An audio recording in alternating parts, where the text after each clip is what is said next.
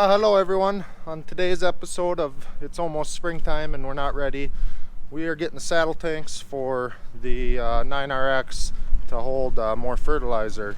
We had them on last year for the first time. Gives us another 1,000 acres, 1,000 gallons fertilizer. We store these at kind of a yard that's a mile or two away, and we went and got them earlier today. So we need to mount them. They go on the front tracks of the 9RX. Like I said, we had them on there last year, and it was very nice to have that ability to store more fertilizer, because with the high-speed planter you're covering a lot more acres and it just requires less fills then. So we're going to put these on. When we put them on last year and took them off, it was a tight fit, so we had to grind some metal away inside the tracks where the tubes slide through to try to make them easier. We'll see how this one goes.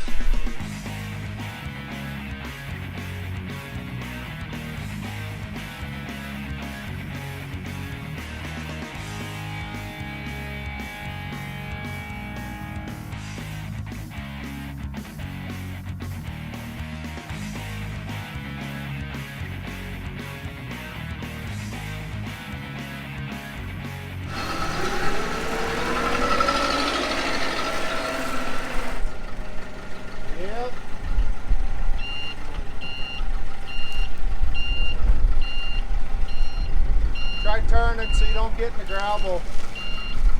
Not gonna hit the back, am I? You're good here.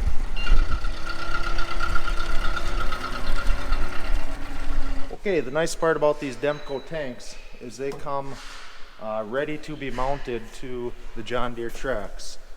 These pre-drilled holes, or manufactured holes, line up with what Demco's got set up, so that all you have to do is slide them in. I'm sure you guys saw that last year. We were told to run them on the front tracks, mostly due to the planter and all the weight that's already on the rear tracks, so it kind of helps the tractor level out some. It would be cool to have 4 tanks on, one on each track, but I don't know if you can do that. Consult your dealer. But we got to clean up these holes because it is a tight fit, and probably put some anti-seize or some kind of lube on there and then try to press them in. Maybe to your left, the pinch. Yep. Then I have to back up a little and bang it, or what? That's a solid, there's nothing that it can hit on the inside, then it's got to go through, right? Get her good And strip her out. Yeah. That's good. Well, a little bit of encouragement, and yeah, it slipped right in. That is a tight fit, but that's okay. It won't bounce around in there. So 2 bolts on the inside, hold it in like Brody's putting on right now. And then we run this here yellow hose through the track system up into here. And that then plumbs in with the planter and the fertilizer tank that's already on the planter. So all 3 are connected. We'll show you that layout a little more once we get her hooked up. Maybe can you left shuttle? We got the plumbing stick. Drive in. You're clear. Okay, stay around the other way.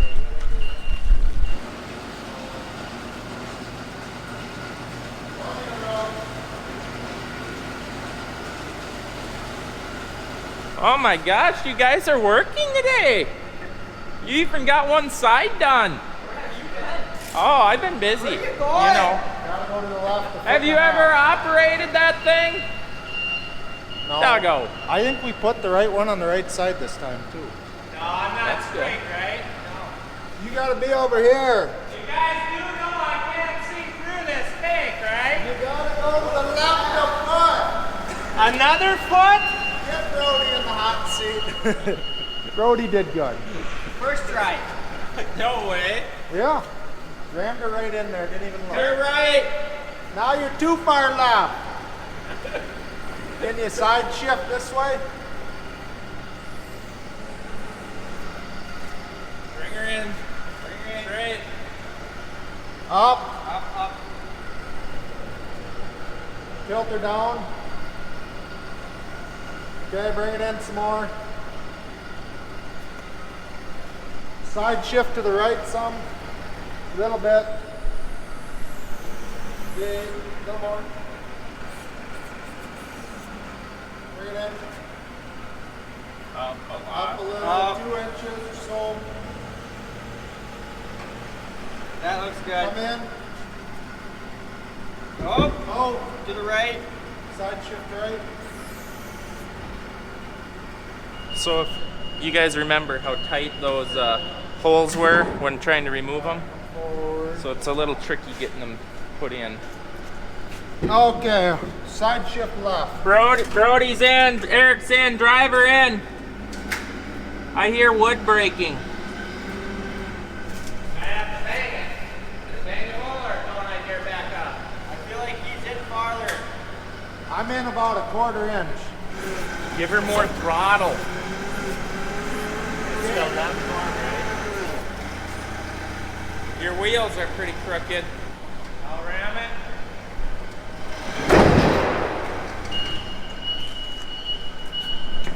I need about a 1/4 inch. Do you think just tightening it up with the bolt would do it? That might be safer. Well, that did it too. We're in. You ready to fill them babies up, Duggo? It's time of the year again. But it's a good thing, right? Yeah, I'm ready. I forget how wide this gets, Brody. Oh, this, I don't need that anymore. You can use that now. So really, all we removed was the tank and this one hose. Everything else is existing to the tractor. That's why we can never trade this wonderful tractor off, because getting this plumbed was a real pain, because we plumbed 2 inch all the way down the planter hitch so that we can fill this 1,000 gallons that rides on the tractor from the rear of the planter when filling seed to maximize efficiency. Always. So this stuff just rode along on the tractor. This came off with the tank. We route them through the track here, make sure there's no pinch points. It made it last year, so it should make it this year, correct? Always. Well, Eric tried to repair, but I still made a mess with 1034 all over me. It's on my pants, Eric. I gotta go shower. Again. What do you got there? I don't know. I'm sure some special person out there would really appreciate having this given to them. So this is to anybody who wants it for free. I found it in the old shop hanging up on the hook of where Grandpa's stuff goes. Could you zoom in? Zoom in nice and tight on there. Do you see any lines left to level with? And this here one, this still has lines. And oh, thank you for commenting about my new glasses. I knew you would all love them. See the line? Yeah? See that? Perfect. And there's a lot of people out there that now are commenting to me saying that there's nothing the matter with the Verilux or the Progressive. I would agree with that to a certain extent. If you're not a farmer and don't want to look out your front windshield and watch what's going on, Progressive are perfect for you. No, I'm just teasing you guys. All in good-hearted fun, but you want that? No. Christmas present in advance. Thank you. I don't even know where to go with that thing. This is aluminum, so we put this in our aluminum holder. Okay, well, carry on. So what we do to a lot, if not all of our banjo quick couplers, is we zip tie them shut, just like I did right here. We do that to eliminate them coming loose, rattling loose, and losing a whole lot of expense on the ground. That would be a bad deal. So we're zip tying this all up to the frame, zip tying our quick couplers together, routing this hose in a safe area that won't get pinched or crushed, and it should be that easy. Right. You know, I plumbed this and did all this, never used it once last year. Never front filled her once. All right, I think we're good. Brody, I'm glad we replaced the bogey wheels before we put these on. That would have been really difficult. So we picked up these Demco SideQuest tanks last year. 500 gallons each side, 1,000 gallons on the tractor, 500 on the planter. That's what we put our 1034O in. and riser, and works pretty good. Works actually really good. So we really like this setup. Some people said that you're going to overheat your bogey wheels and lose them. Well, that's on the front, and we lost them on the back too. We kind of lost them everywhere, so I don't think that that was a contributing factor. Really don't know why that happened, because we don't road this thing fast. I know Dad, we try not to road it with this full either, and normally he goes like 17. He's a slow little turtle. Boys, I got more yankum ropes. Just what I need. These are the 1-inch ropes that I got for our pickups, so that we can quit using flat straps that Kill us. we're not going to talk about that, but these are the 1-inch, not for tractors. Well, you could use it, but you'll break it, guarantee you that. But lighter duty rating. If you guys are interested in any yankum ropes, they're in the link in the description. I think there's even a discount code for them. Are we ready? I think so. Are we ready? Do not look at combines anymore. Brody's getting crushed by the massive box. All right, combines are serviced, ready to go. We have to get them out, and we have to turn them over, run them, make sure no hammers or pry bars come flying out of them. Just make sure, and also to move the grease around, that we've greased everything. Park them in the shed for this fall. We got to get the bean planter in here and the 8370 RT, and make sure that the planter talks to the tractor or vice versa, because they've never been hooked up together. So wish us luck with that. Ray! Ray!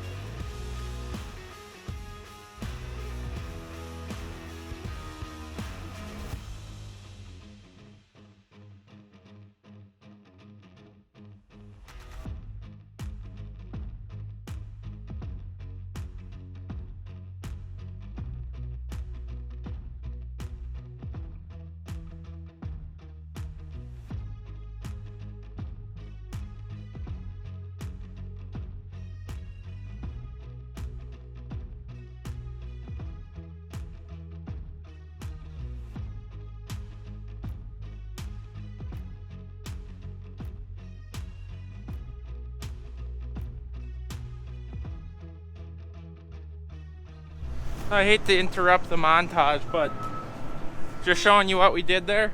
We fired them both up, ran them. We sped the rotor up, we slowed the rotor down. We sped the fan up, slowed that down a few times, just to get that grease moved throughout the whole travel. We also fired them up, ran every single thing, because we may or may not have had a hammer come through a combine years back. So we do that now at low idle in the yard, instead of like test firing it the first time out in the field and have bad things happen. So yeah, combines, good. Green light, they're ready to roll. So we are opening up and get this tractor on the bean planter, dump cart out, planter out, combines back in. So it's warm enough. We didn't need to plug them in. Just to be nice to them though, we plugged them in. And first situation we need to address is starting the shop truck, getting an air hose and pumping up our Mr. Flat Tire on the bottom. So that's where we start, because I don't want that to bead, because it's a split rim man killer. I gotta have the professionals come out, and I think there's an O-ring in here. I'm hoping it's just the O-ring, but I'm not messing with those things. That's a man killer right there. That'll kill you. This little girl, pretty cold-blooded. So let's see if she talks. Please don't be dead.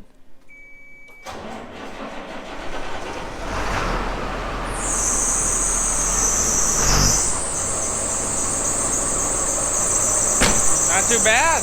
Glad we plugged her in.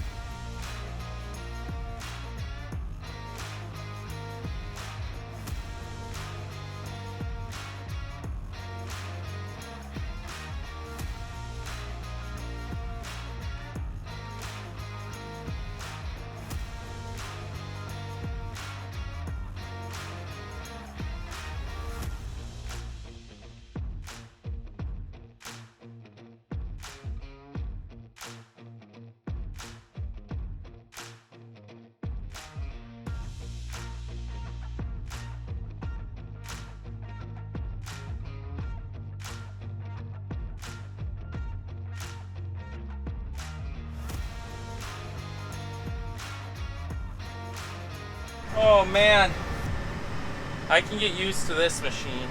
This is sweet. They're getting the dump cart out, and then we're gonna run the combines in the shed and then get the planters back in the shop. This one needs some work, the other one don't need too much more, but it's planter season, so it is what it is. You know what kind of the sad part is? Finally get a nice riding 2-track, and then Brody's probably gonna take my job. Boy, that all gets really close down there. I don't like that. I think they're playing with it. Oh, the guy sent a bunch of garbage with. That's great.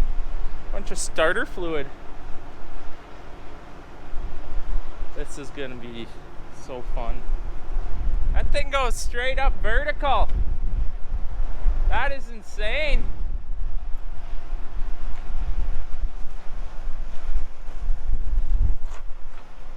Man, that's cool. You're dumping out a bunch of junk. Comes with your own junk, huh? That thing really lifts. I don't know if I told you about that thing right there, but, well, I did tell you about it, but that used to actually be a 6-wheel truck that has been converted into a dump cart, or they stripped it down, took the differentials out of it, welded a hitch on. I mean, it literally is one of the most simple things ever now. There's no brakes on it. There's 2 hydraulic hoses, raise lower. It's genius. I love it. Here they come. Forget the combine fleet in the shed till harvest season is here.